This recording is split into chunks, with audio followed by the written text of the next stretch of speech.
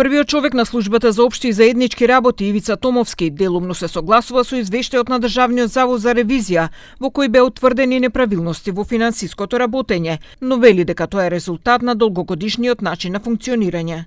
Државниот завод за ревизија наведе дека не достигаат уплати на дневен пазар, како и неиздавање фискални сметки. Уплатата на паричните средства остварени од наплатени услуги во готово се врши со задоцнување од неколку месеци, а има и уплати на дневен пазар кој потекнува од 2023 година. Забележен е низок износ на уплатен дневен пазар поради прекин на одржување на фискалната апаратура, а за месец јуни 2024 година не се издавани фискални сметки.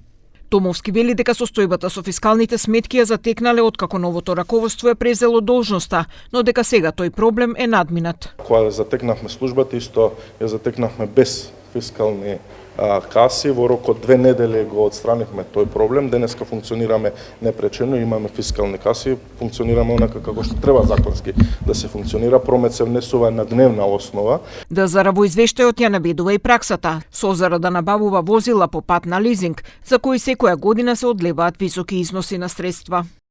Недостасуваат процедури или упатства со кои ќе се уреди планирањето на потребата од набавка на возила. Не се обезбедени информации од институциите дали во меѓувреме се сменила потребата за натамошно обезбедување со возило по пат на лизинг.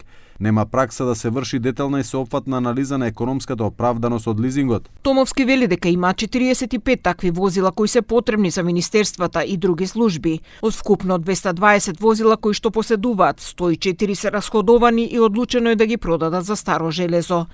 Посебни блиндирани возила имаат само едно, вели тој. Тоа е Мерцедесот за кој се водеше и судскиот процес Тенк, но рече дека се потребни уште. Ние имаме едно блиндирано возило Мерцедес за кој што дел од минатото раководство од нашата политичка партија одговара, а можам да ве убедам дека тоа блиндирано возило се користело од 2017 па до ден денеска се користи. Да, доста е старо и можеби треба да се набави, но ово не сме размислувале на таа работа, меѓутоа кога ќе доаѓаат специфични гости од странство, вие мора да имате и такво специфично возило. Ево можам конкретен пример да дадам. Премиерот Орбан, кога беше во посета на Македонија во Охрид, си донесе сам блиндирано возило бејќи во врска со владиниот авион за кој постојано се тврди дека е на поправки и не може да се користи за соодветни делегации. Томовски со став дека е потребно да се купи нов. Во однос на државното земјиште вели дека голем дел од него не знаат ниту каде се наоѓа. Сепак додава дека проблемот со државните вили е решен и дека и председателската и премиерската и во Скопје и во Охрид веќе имаат имотен лист.